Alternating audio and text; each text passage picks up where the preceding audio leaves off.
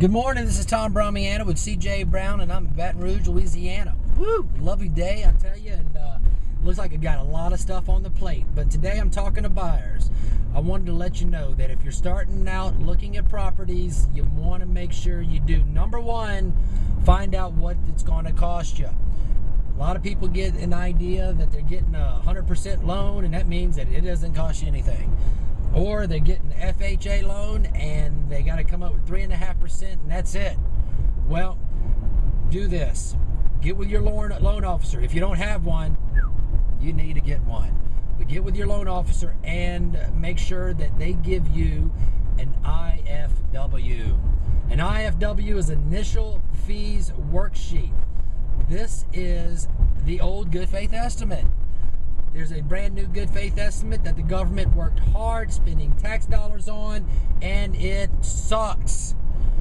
Sorry if I offend anybody, but guys, in a lighter word, just would not be doing it justice. This is a waste of paper. It's supposed to be there for you, the buyer, to help disclose things, to protect you, but the only thing that it does is confuse people. The problem is this: it doesn't tell you what your payment is. Wouldn't you know how much your payment is? I think that that would only make sense, especially if you're buying a house and you're making a 30-year long-term commitment. But they just thought it would be a good idea to go ahead and have form, process, and implementation. Well, guess what? Process, just fall short. Form, horrible. And implementation, well, guess what? That's based on the banks and the closing attorneys. So I think it's implied pretty good. Problem is, it doesn't do you anything for a buyer. The cost or the initial fees worksheet, which is IFW, aka old good faith estimate, gives you a complete breakdown, guys. It gives you a breakdown on your appraisal, your origination fees, your title abstract cost, your loan originating or your processing fees for your loan. It gives you how many escrow months you're going to need up front for insurance, for taxes.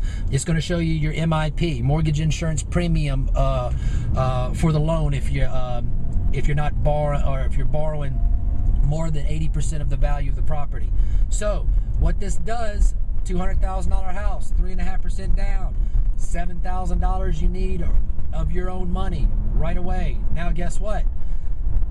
Title insurance, MIP, escrows for taxes and hazard insurance, closing costs, abstracting, origination. Guys, this isn't $7,000 on a $200,000 house anymore. You're at $12,000, $13,000. So if you have not got an IFW, you need to get one. Stop looking at houses until you know how much you need and you know how much your payment's going to be. This is going to be a breakdown. It's numbers. I mean, rarely change if estimated properly. So definitely do you a favor and know that you need X amount of dollars versus what you have, which is shy of X. So get an IFW from your loan officer, and then eventually you'll get a GFE or a good faith estimate. But guess what? When it all comes down to it, it's really up to you guys to know what you're going to have to come up with, because when you get to closing, and if you don't have that money because someone hasn't shared this with you, you're going to feel like it's been a waste of time. And I don't want you having a negative connotation on buying a house, because this is a wonderful moment for you. You are spending a lot of money. If you would take this money and you would spend it somewhere else, you should have fun doing it. So why not enjoy doing it, buying a home? This is Tom Bhramayana.